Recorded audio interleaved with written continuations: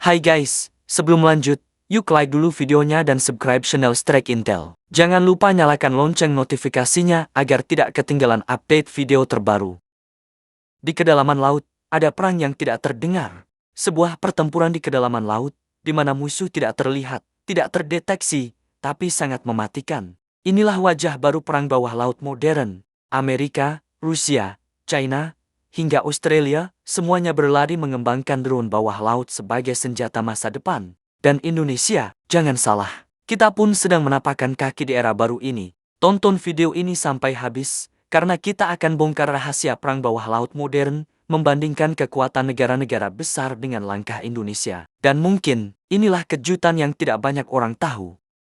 Selama puluhan tahun, kapal selam berawak adalah raja di kedalaman. Namun, kapal selam konvensional sangat mahal. Satu unit bisa menelan biaya miliaran dolar. Lebih dari itu, ratusan nyawa pelaut menjadi taruhannya. Lalu datanglah teknologi unmanned underwater vehicles, atau drone bawah laut. Mereka bisa beroperasi tanpa awak, lebih murah, bisa dibuat dalam jumlah banyak, dan melakukan misi berisiko tinggi. Inilah yang disebut para analis militer sebagai silent revolution, yaitu peperangan yang senyap, tapi mengubah strategi global.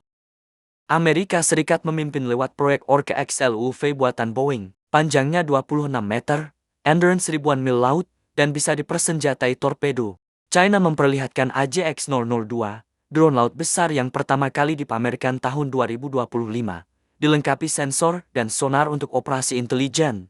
Rusia mengembangkan sesuatu yang jauh lebih ekstrem, yaitu Poseidon, torpedo nuklir raksasa dengan jangkauan antar benua. Senjata ini bukan sekadar drone, tapi senjata strategis yang bisa mengubah peta dunia. Australia melangkah dengan Ghost Shark, proyek rahasia hasil kolaborasi dengan Anduril, perusahaan pertahanan Amerika. Drone ini dirancang untuk beroperasi senyap di perairan Pasifik, sementara Inggris sedang mengembangkan Manta XL UAV, dan Jepang menguji UAV besarnya lewat Atla. Jelas, semua negara besar berlomba. Dan kita, Indonesia pun mulai masuk ke arena ini.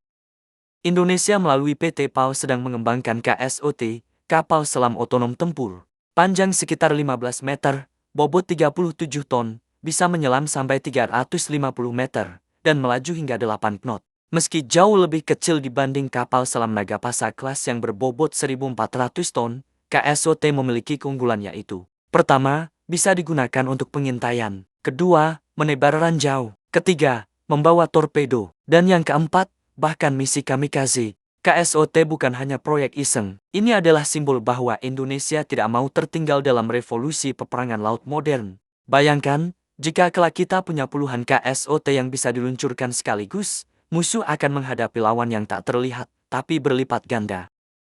Kalau kita bandingkan, bagaimana posisi Indonesia di antara negara-negara besar dunia, Amerika Serikat, misalnya, sudah mengembangkan Orca XL UAV buatan Boeing. Ukurannya besar, bisa menempuh ribuan mil laut, dan dirancang untuk membawa torpedo serta menjalankan misi jarak jauh. Statusnya saat ini masih uji coba, tapi jelas ini menjadi salah satu program drone bawah laut paling ambisius di dunia. China tidak mau ketinggalan. Mereka sudah memperlihatkan AJX-002, yang diyakini sudah masuk tahap operasional terbatas. Fokusnya lebih pada pengintaian, pemetaan bawah laut, dan dukungan operasi kapal selam konvensional. Rusia memilih jalur berbeda. Mereka menciptakan Poseidon, torpedo nuklir raksasa dengan daya hancur strategis. Walau masih dalam tahap pengembangan, Poseidon dirancang untuk menciptakan gelombang tsunami radioaktif jika benar-benar digunakan. Lalu ada Australia dengan Ghost Shark, dan Inggris dengan Manta, keduanya masih prototip. Sementara Jepang menguji kelima lewat Atla, dan Indonesia, melalui KSOT, kita memang baru berada di tahap prototip. Tapi inilah langkah awal yang penting, yang membuktikan bahwa kita juga siap masuk ke era perang bawah laut modern, sejajar dengan negara-negara besar lainnya.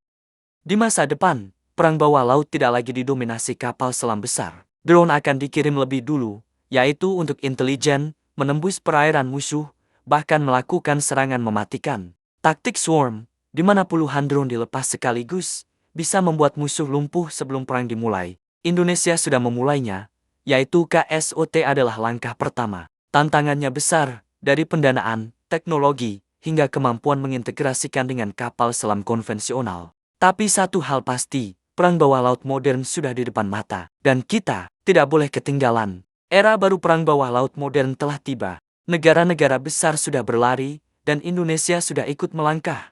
Pertanyaannya, seberapa cepat kita bisa mengejar? Tulis pendapatmu di kolom komentar. Dan jangan lupa subscribe untuk mengikuti update terbaru rahasia di bawah Laut Nusantara.